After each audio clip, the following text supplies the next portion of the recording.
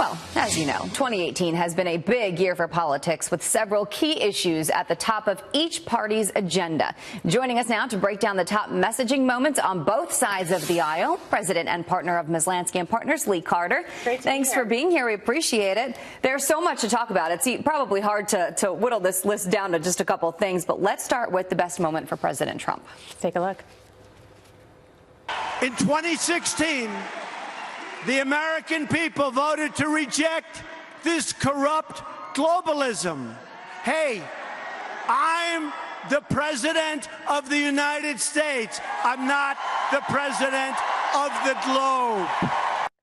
Of the globe. So as you know, we've been testing these all year long to see how voters reacted. This is one of his best moments all year. I think we can all agree that one of the reasons the president was elected was because he put America first. That was part of his message. This idea that he's the president of all Americans, not the president of the globe, is one that resonates. And when he talks about it, it reminds us that he is a fighter for the American people and nobody else. And his base just loves it.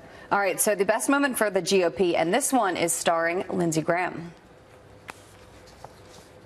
What you want to do is destroy this guy's life, hold this seat open, and hope you win in 2020. You've said that, not me. You've got nothing to apologize for.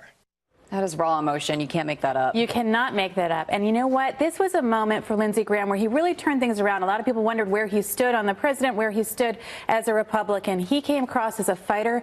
And one thing that we heard from the voters over and over again is this is the moment where it wasn't just President Trump fighting, it was all Republicans fighting. He became a representative for something bigger. And we've seen him fighting ever since. And I think it was a real jumping point for him to become a leader of the Republican Party again. Absolutely. Okay, so let's see what you picked as the best moment for the Democrats.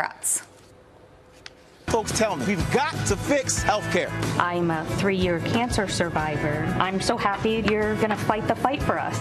Now the threat is Patrick Morrissey's lawsuit to take away health care from people with pre-existing conditions. He is just dead wrong, and that ain't going to happen. Why this? So the Democrats really focused this election on health care. While a lot of the national media was focused on the resist movement of the Democrats, locally, every candidate was talking about pre-existing conditions, Medicare for all, and getting health care fixed. It was a winning strategy for them. We can see how many seats they won in the House.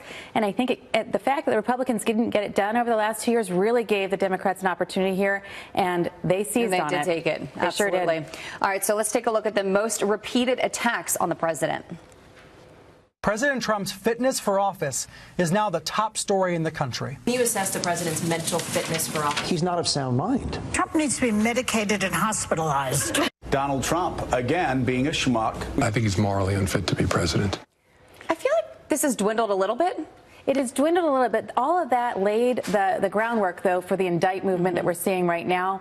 This idea that he's mentally unfit, morally unfit, that he's got a different set of values than the rest of us. That's something the Democrats have, and a lot of the mainstream media have hammered home, and it's something that's really resonated with American people who oppose the president. Those people who don't like the president, this is what they'll talk about. They'll say, I'm not sure, we're going to talk about the indictment, but they're also going to talk about how they think that he's in a moral vacuum.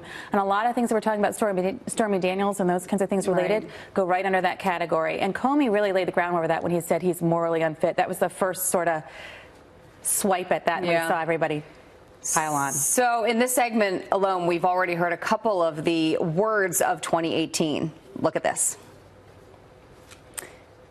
So you can see those words. There's 3 of them. There's caravan, indict, and pre-existing condition. The caravan is a word that came up this year, as we all know, and it meant one thing to Republicans, another thing to Democrats. For the Republicans, it meant this is a reason we need border security and that wall. The Democrats said this is the hysteria of the right, and that was a really, really important message that led to the midterms.